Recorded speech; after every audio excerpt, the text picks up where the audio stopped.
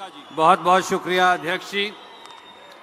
और अब जिसका आपको बहुत देर से इंतजार है, मैं अनुरोध करूंगा ಎಲ್ಲರಿಗೆ ಆದರಣೀಯ ನಿಮ್ಗೆ ಸುಸ್ತಾಗಡಿಯಾ नहीं और जोर से आदरणीय प्रियंका जी।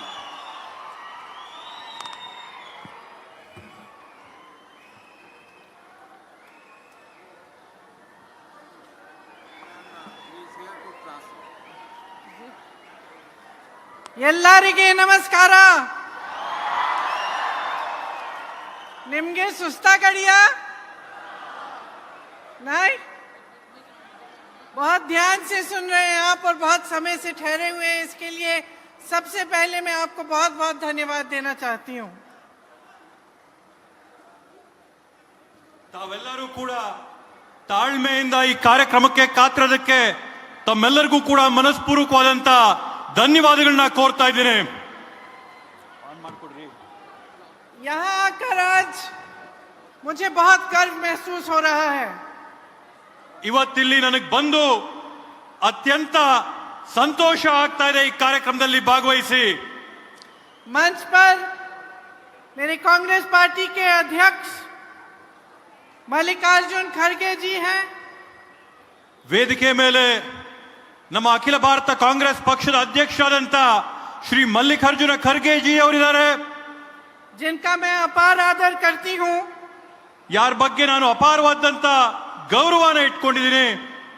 श्री केसी वेणुगोपाल जी, श्री सिद्धरामಯ್ಯ जी, श्री डी.के. ಶಿವಕುಮಾರ್ जी, ವೇದಿಕೆ ಮೇಲೆ ಆಸೀನರಾಗಿರ್ತಕ್ಕಂಥ ಎಲ್ಲ ಗಣ್ಯರು, ಶ್ರೀ ಕೆ.ಸಿ. ವೇಣುಗೋಪಾಲ್ ಜಿ ಅವರು, ಶ್ರೀ ಡಿ.ಕೆ. ಶಿವಕುಮಾರ್ ಸಾಹೇಬರು, ಸಿದ್ದರಾಮಯ್ಯ ಅಣ್ಣನವರು, श्री रणदीप सुरजेवाला जी, कांग्रेस की कार्य समिति के तमाम सदस्य, कांग्रेस पार्टी की महासचिव, सचिवगण, कार्यकर्ता, नेतागण और आप सब इस महान ऐतिहासिक सभा में मौजूद हैं। ವೇದಿಕೆ ಮೇಲೆ ಆಸೀನರಾಗಿರ್ತಕ್ಕಂಥ ಎಲ್ಲ ಗಣ್ಯಾತಿ ಗಣ್ಯರು, ಕಾಂಗ್ರೆಸ್ ಪಕ್ಷದ ಎಲ್ಲ ಹಿರಿಯ ಮುಖಂಡರುಗಳು, ನಾಯಕರು, ಕಾರ್ಯಕರ್ತರು, ವಿಶೇಷವಾಗಿ ಇಲ್ಲಿ ಬಂದಿರತಕ್ಕಂಥ ಕರ್ನಾಟಕ ರಾಜ್ಯದ ಮೂಲೆ ಮೂಲೆಗಳಿಂದ ಕಾಂಗ್ರೆಸ್ ಪಕ್ಷದ ಕಾರ್ಯಕರ್ತರು, ತಮ್ಮೆಲ್ಲರಿಗೂ ಕೂಡ ನಾನು ಅನಂತ ಅನಂತ ಅಭಿನಂದನೆಗಳನ್ನ ಸಲ್ಲಿಸ್ತೀನಿ। मैं आप सबका बहुत बहुत स्वागत करती हूँ और एक बार फिर धन्यवाद देती हूँ कि आप सब बैठे रहे हैं और ध्यान से सुन रहे हैं। देखिए, ये जो धरती है आपकी, इस धरती पर पूरे देश के देशवासियों का गर्व है। ಈ ಒಂದು ಬೆಳಗಾವಿಯ ಪುಣ್ಯ ಭೂಮಿ ಏನಿದೆ, ಈ ಒಂದು ದೇಶದ ಬೆಳಗಾವಿಯ ಪುಣ್ಯ ಭೂಮಿ ಈ ಭಾರತ ದೇಶದ ಹೆಮ್ಮೆಯ ಭೂಮಿ ಆಗಿದೆ। कांग्रेस पार्टी और उसके सदस्यों के लिए ये एक पवित्र भूमि है। ಕಾಂಗ್ರೆಸ್ ಪಕ್ಷ ಮತ್ತೆ ಅದರ ಎಲ್ಲ ಸದಸ್ಯರಿಗೆ ಈ ಬೆಳಗಾವಿಯ ಭೂಮಿ ಪವಿತ್ರವಾದಂತಹ ಭೂಮಿ, ಪುಣ್ಯ ಭೂಮಿ ಆಗಿದೆ। यहाँ श्री लोकमान्य तिलक जी ने होम रूल लीग का आंदोलन शुरू किया। ಇಲ್ಲಿ ಲೋಕಮಾನ್ಯ ಬಾಲ್ ಗಂಗಾಧರನಾಥ್ ತಿಲಕ್ ಅವರು ಅವರ ಚಳುವಳಿಯನ್ನ ಬೆಳಗಾವಿಯ ಪುಣ್ಯ ಭೂಮಿಯಿಂದ ಪ್ರಾರಂಭ ಮಾಡಿದ್ರು। और यहीं पे 100 साल पहले महात्मा गांधी जी ने कांग्रेस अध्यक्ष का पद संभाला। ಅದೇ ರೀತಿಯಲ್ಲಿ ಇದೇ ಪುಣ್ಯ ಭೂಮಿಯಲ್ಲಿ ಒಂದು ಶತಮಾನದ ಹಿಂದೆ, 100 ವರ್ಷದ ಹಿಂದೆ ಮಹಾತ್ಮ ಗಾಂಧೀಜಿ ಅವರು ಅಖಿಲ ಭಾರತ ಕಾಂಗ್ರೆಸ್ ಪಕ್ಷದ ಅಧ್ಯಕ್ಷತೆಯನ್ನು ಕೂಡ ಬೆಳಗಾವಿಯಲ್ಲಿ ವಹಿಸಿದ್ರು।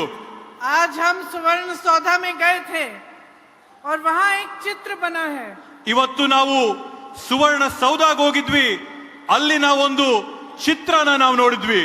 उस चित्र में मैंने देखा कि बसवन्ना जी बैठे हैं।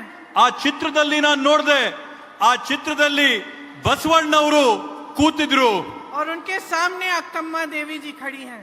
ಅವರ ಮುಂದೆ ಅಕ್ಕ ಮಹಾದೇವಿಯವರು ನಿಂತಿದ್ರು। और वो चित्र आपकी यहाँ की लोकतांत्रिक परंपरा को दर्शाता है। ಆ ಒಂದು ಚಿತ್ರ ಏನಿದೆ, ಆ ಒಂದು ಚಿತ್ರ ಕರ್ನಾಟಕ ರಾಜ್ಯದ ಪ್ರಜಾಪ್ರಭುತ್ವದ ಬಗ್ಗೆ ಎತ್ತಿ ತೋರುತ್ತೆ। जहां लोकतंत्र, लोगों की भागीदारी, समानता, ये असूल बहुत पुराने असूल हैं। ಆ ಚಿತ್ರದಲ್ಲಿ ನಾವು ನೋಡಬಹುದು ಪ್ರಜಾಪ್ರಭುತ್ವದ ಮೂಲಗಳು, ಸಮಾನತೆಗಳು, ಹಂಚಿಕೆಗಳ ಒಂದು ಸಮಾನತೆ ಎಲ್ಲ ಕೂಡ ಆ ಚಿತ್ರದಲ್ಲಿ ನಾವು ಎದ್ದು ನೋಡಬಹುದು. यही वो असूल है जिस पर हमारा स्वतंत्रता संग्राम चला. ಇದೇ ಒಂದು ಅಡಿಪಾಯ ಮೂಲೆ ಆಗಿದೆ ಯಾವ ಒಂದು ಸ್ವತಂತ್ರದ ಹೋರಾಟದ ಮೇಲೆ ಇದು ನಾವು ಮಾಡಿರ್ತಕ್ಕಂಥದ್ದು. यही वो असूल हैं जिन पर महात्मा गांधी ने सत्याग्रह किया. ಈ ಒಂದು ತತ್ವ ಸಿದ್ಧಾಂತಗಳ ಆಧಾರದ ಮೇಲೆ ಮಹಾತ್ಮ ಗಾಂಧೀಜಿ ಅವರು ಸತ್ಯಾಗ್ರಹದ ಹೋರಾಟನ ಈ ದೇಶಕ್ಕೆ ಮಾಡಿರ್ತಕ್ಕಂಥದ್ದು. आप सोचिए कि उस समय जब जब बड़े साम्राज्यों को गिराना पड़ता था तो जहां जहां जिस देश में आप देखें वहां हिंसा होती थी. ತಾವು ನೋಡಿ, ಹಿಂದಿನ ಕಾಲದಲ್ಲಿ ಯಾವುದಾದ್ರೂ ಒಂದು ದೊಡ್ಡ ಸಾಮ್ರಾಜ್ಯನ ಕದಡಬೇಕಂದ್ರೆ, ಬೀಳಿಸ್ಬೇಕಂದ್ರೆ ಅದರಲ್ಲಿ ದೊಡ್ಡ ಮಟ್ಟದಲ್ಲಿ ಹಿಂಸಾಚಾರ ಆಗ್ತಾ ಇತ್ತು, ರಕ್ತ ಹರಿತಾ ಇತ್ತು, खून की नदियां बहती थी, ರಕ್ತದ ನದಿಗಳು, ಸಮುದ್ರಗಳು ಹರಿತಾ ಇದ್ವು. और हमारा ये स्वतंत्रता संग्राम ಆದ್ರೆ ನಮ್ಮ ಒಂದು ಸ್ವತಂತ್ರದ ಹೋರಾಟ इस पूरी दुनिया में अनोखा संग्राम, ಈ ಪೂರ್ತಿ ವಿಶ್ವದಲ್ಲೇ ಒಂದು ಅದ್ಭುತವಾದಂತ ವಿಶೇಷವಾದಂತ ಹೋರಾಟ ಆಗಿತ್ತು. जो सत्य और अहिंसा के आधार पर लड़ा गया. ಈ ಒಂದು ಸ್ವತಂತ್ರದ ಹೋರಾಟ ಸತ್ಯ ಮತ್ತೆ ಅಹಿಂಸೆಯ ಆಧಾರದ ಮೇಲೆ ಹೋರಾಟ ನಡೆಯಿತು.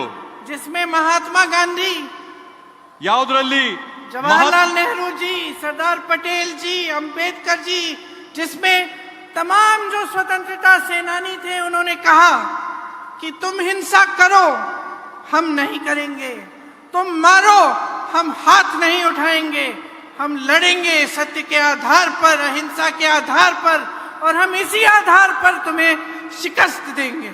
ಇವತ್ತು ಮಹಾತ್ಮ ಗಾಂಧೀಜಿ ಅವರು, ಲಾಲ್ ಬಹದ್ದೂರ್ ಶಾಸ್ತ್ರಿ ಅವರು, ಜವಾಹರ್ಲಾಲ್ ನೆಹರು ಅವರು, ಹಲವಾರು ಗಣ್ಯರು, ಮಹನೀಯರು ಈ ಒಂದು ಸ್ವತಂತ್ರ ಹೋರಾಟದಲ್ಲಿ ಒಂದು ಸಂದೇಶ ಹೇಳಿದ್ರು. ನೀವು ನಮ್ಮ ವಿರುದ್ಧ ಹಿಂಸಾಚಾರ ಮಾಡಿ ನಾವು ಕೈ ಎತ್ತಲ್ಲ, ನೀವು ನಮ್ಮನ್ನ ಹೊಡಿರಿ ನಾವು ಅದಕ್ಕೆ ಪ್ರತಿಕ್ರಿಯೆ ಕೊಡಲ್ಲ, ನೀವು ನಮ್ಮ ಮೇಲೆ ದೌರ್ಜನ್ಯ ಮಾಡಿ ನಾವು ಅದಕ್ಕೆ ಉತ್ತರಿಸಲ್ಲ, ನಾವು ಒಂದೇ ಮಾಡ್ತೀವಿ, ಅಹಿಂಸೆಯ ಮಾರ್ಗದಲ್ಲಿ ನಾವು ಈ ಭಾರತ ದೇಶಕ್ಕೆ ಸ್ವತಂತ್ರ ಅಂತ ತಂದ್ಕೊಡ್ತೀವಿ ಅಂತ ಹೇಳಿದ್ರು. दुनिया में ये एक अनोखा स्वतंत्रता संग्राम था जिसमें अहिंसा के आधार पर नैतिक बल से एक साम्राज्य को गिराया गया. ಇದು ವಿಶ್ವದಲ್ಲಿ ಒಂದು ವಿಶೇಷವಾದಂತ ಸ್ವತಂತ್ರ ಹೋರಾಟ, ಯಾವುದರಲ್ಲಿ ಅಹಿಂಸೆಯ ಶಕ್ತಿಯಿಂದ ಒಂದು ಸಾಮ್ರಾಜ್ಯನ ಒಡೆದು ಅದನ್ನ ಶರಣಾಗತರ ಮಾಡತಕ್ಕಂಥದ್ದು. और इसी संग्राम से जब हमारा देश स्वतंत्र हुआ, तब इसी संग्राम से जो मूल थे, जो आधार थे, जो उभरे, उन्हीं पर आधारित बाबा साहेब जी की अगुवाई में, पंडित जवाहरलाल नेहरू जी और बाकी सब नेताओं की अगुवाई में ये हमारा संविधान बना.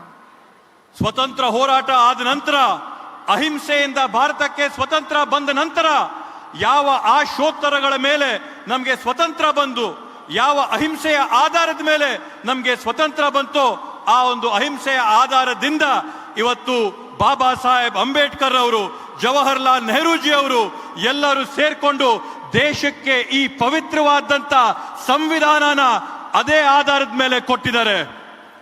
ये संविधान क्या है, इसका आपके जीवन में क्या आधार है, ಈ ಸಂವಿಧಾನ क्या ಅಂದ್ರೆ ಏನು? मतलब है इसका आपके लिए? ಈ ಸಂವಿಧಾನ ಅಂದ್ರೆ ಏನು? ಈ ಸಂವಿಧಾನ ತಮ್ಮ ಜೀವನದಲ್ಲಿ ಯಾವ ಪಾತ್ರನ ಮಾಡ್ತಾ ಇದೆ ಅಂತೇಳಿ ತಾವು ಯೋಚನೆ ಮಾಡಬೇಕಾಗಿದೆ. ये संविधान एक पुस्तक नहीं है, एक किताब नहीं है. ಈ ಸಂವಿಧಾನ ಕೇವಲ ಒಂದು ಪುಸ್ತಕ ಮಾತ್ರವಲ್ಲ. आप इस देश के देशवासी हो, यहाँ बैठी मेरी बहनें, यहाँ बैठे मेरे भाई, ये संविधान आपका रक्षा कवच है. ಈ ದೇಶದಲ್ಲಿರ್ತಕ್ಕಂಥ, ಈ ಕಾರ್ಯಕ್ರಮದಲ್ಲಿರ್ತಕ್ಕಂಥ ನಮ್ಮ ಅಣ್ಣಂದ್ರೆ, ಅಕ್ಕ ತಂಗಿಯಂದ್ರೆ, ಈ ಸಂವಿಧಾನ ಏನಾಗಿದೆ ಅಂತಂದ್ರೆ, ಈ ಸಂವಿಧಾನ ತಮ್ಮೆಲ್ಲರನ್ನು ಕಾಪಾಡಂತ ಒಂದು ರಕ್ಷಾ ಕವಚವಾಗಿ ನಿಂತಿದೆ. इसको बनाने वाले बाबा साहेब अंबेडकर जी दलितों, आदिवासियों, पिछड़ों और गरीबों के मसीहा हैं। ಈ ಒಂದು ಸಂವಿಧಾನನ ಸೃಷ್ಟಿ ಮಾಡತಕ್ಕಂಥ ಸಂವಿಧಾನ ಶಿಲ್ಪಿ ಬಾಬಾ ಸಾಹೇಬ್ ಅಂಬೇಡ್ಕರ್ ಅವರು ಈ ದೇಶದಲ್ಲಿರ್ತಕ್ಕಂಥ ತುಳಿತಕ್ಕೆ ಒಳಗಾದಂತವರು, ಪರಿಶಿಷ್ಟ ಜಾತಿ, ಪರಿಶಿಷ್ಟ ಪಂಗಡ, ಬುಡಕಟ್ಟ ಜನರ ಮಸೀಹ ಆಗಿ ನಿಂತಿದ್ದಾರೆ, ಭಗವಂತನಾಗಿ ದೇವರಾಗಿದ್ದಾರೆ. सामाजिक न्याय और अधिकार का प्रतीक हैं। ಸಾಮಾಜಿಕ ನ್ಯಾಯ ಮತ್ತೆ ಅಧಿಕಾರದ ಹಂಚಿಕೆಯ ಪ್ರತೀಕವಾಗಿ ನಿಂತಿದ್ದಾರೆ. इसमें उन्होंने आपके लोकतंत्र की सुरक्षा डाली है।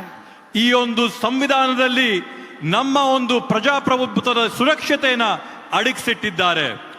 आपको अधिकार दिए हैं, ಅವರು ನಿಮಗೆ ಅಧಿಕಾರ ಕೊಟ್ಟಿದ್ದಾರೆ, वोट डालने का अधिकार, जिससे आप अपनी सरकार को चुन सकते हैं। ಮತ ಹಾಕಂತ ಅಧಿಕಾರ, ಮತದ ಮೂಲಕ ನಿಮ್ಮ ಸರ್ಕಾರನ ಆಯ್ಕೆ ಮಾಡ್ಕೊಳ್ಳಂತ ಅವಕಾಶ ಮಾಡಿಕೊಟ್ಟಿದ್ದಾರೆ. न्याय मांगने का अधिकार, कि जब कोई आपके साथ गलत करता है तो आप सरकार से न्याय मांग सकते हैं। ನ್ಯಾಯ ಕೇಳಂತ ಅಧಿಕಾರ, ಯಾವಾಗ ನಿಮ್ ವಿರುದ್ಧವಾಗಿ ಅನ್ಯಾಯ ಆಗುತ್ತೆ ಆವಾಗ ನಿಮಗೆ ಪ್ರಜಾಪ್ರಭುತ್ವದಲ್ಲಿ ಶಕ್ತಿ ಇದೆ, ಸರ್ಕಾರನ ಪ್ರಶ್ನೆ ಮಾಡಿ ನ್ಯಾಯ ಕೇಳಕ್ಕೋಸ್ಕರ. समानता का अधिकार, कि सरकार आपको एक नजरिए से देखती है, कोई बड़ा नहीं, कोई छोटा नहीं, कोई अलग नहीं, सबको वही वोट का अधिकार दिया गया है, जिससे आप अपने देश के लिए सरकार, अपने देश का नेतृत्व चुन सकते हैं। ಸಮಾನತೆಯ ಅವಕಾಶ ಇದೆ. ಈ ಒಂದು ಸಂವಿಧಾನದ ಮೂಲಕವಾಗಿ ನಾವು ದೇಶದಲ್ಲಿ ಸಮಾನತೆಯನ್ನ ಕೇಳಬಹುದು. ಯಾರೊಬ್ರು ದೊಡ್ಡವರು, ಚಿಕ್ಕವರು, ಸಾಹುಕಾರರು, ಬಡವರು, ಹಿಂದುಳಿದವರು, ಮುಂದುವರೆದವರು ಅಂದೆ ನಾವೆಲ್ಲರೂ ಕೂಡ ಸಮಾನವಾಗಿರಬೇಕು. ಸಮಾನ ಸಮಾಜದ ಸೃಷ್ಟಿಗೆ ನೀವು ಸರ್ಕಾರನ ಪ್ರಶ್ನೆ ಮಾಡಬಹುದು. और मैं कह सकती हूं भाई और बहनों कि बहुत सरकारें आई हैं, बहुत सरकारें गई हैं। ಮತ್ತೆ ನಾನು ಹೇಳ್ತೀನಿ ಅಣ್ಣ ತಮ್ಮಂದ್ರೆ, ಸಾಕಷ್ಟು ಸರ್ಕಾರಗಳನ್ನ ನಾವು ಬಂದಿರತಕ್ಕಂಥದ್ದನ್ನ ನೋಡಿದೀವಿ, ಹೋಗಿರ್ತಕ್ಕಂಥದ್ದನ್ನ ನೋಡಿದೀವಿ. और ये सिर्फ कांग्रेस की सरकारें नहीं रही, ಇವು ಬರೀ ಕಾಂಗ್ರೆಸ್ ಪಕ್ಷದ ಸರ್ಕಾರಗಳು ಮಾತ್ರ ಅಲ್ಲ, अनेक पार्टियों की सरकारें आई, ಹಲವಾರು ಪಕ್ಷಗಳ ಸರ್ಕಾರಗಳನ್ನ ನಾವು ನೋಡಿದೀವಿ. लेकिन आज तक ಆದ್ರೆ ಇವತ್ತವರೆಗೂ कोई ऐसी सरकार नहीं आई जिसका गृह मंत्री संसद में खड़े होकर बाबा साहेब अंबेडकर का अपमान कर सके। ಆದ್ರೆ ಇವತ್ತವರೆಗೂ ಯಾವೊಂದು ಸರ್ಕಾರ ನಾವು ನೋಡಿಲ್ಲ.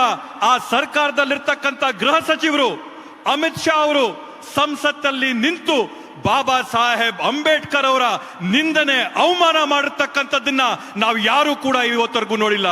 आज तक कोई ऐसी सरकार नहीं रही जिनके मंत्री चुनाव में घूम घूम कर कह पाए कि हम इस संविधान को बदल डालेंगे।